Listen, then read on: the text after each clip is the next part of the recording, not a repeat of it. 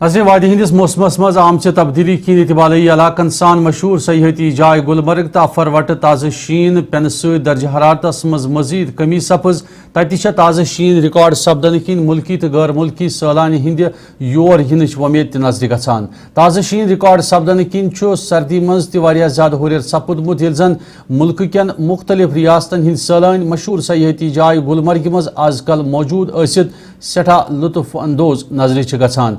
साथी आदिल डारस सहित खसूसी कथ करान सैलानियों कशीर हिंज कुदरती खूबसूरती हिंद सठा तारीफ करने सान कशीर हिंज मेहमान नवाजी काबिल तारीफ करार दिसमुस। तिमो कशीर हुंद सैल करने बापत दोयमन लूकन थी योर यिनच दावत दिसमुस तो यपर ताज़ शीन पेन पत होटलन तो दोयमन मकामी दुकानदारन कुन हदस ताम रोजगार के वसील दोबारा बहाल सपदुन तह कुन हदस ताम नजर गछान।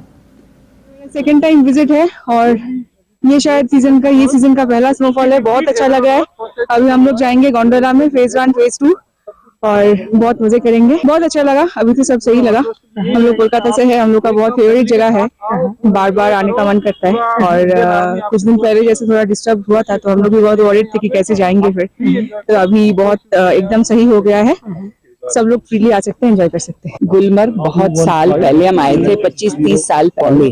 तो अभी जो आए हैं बहुत लकी हैं कि आज हमको स्नो देखने को मिला फर्स्ट वीक ऑफ नवंबर में। और पूरा वाइट विंटर वंडरलैंड हो गया है तो बहुत खूबसूरत दिख रहा है। और गुलमर्ग तो है ही वैसे जन्नत।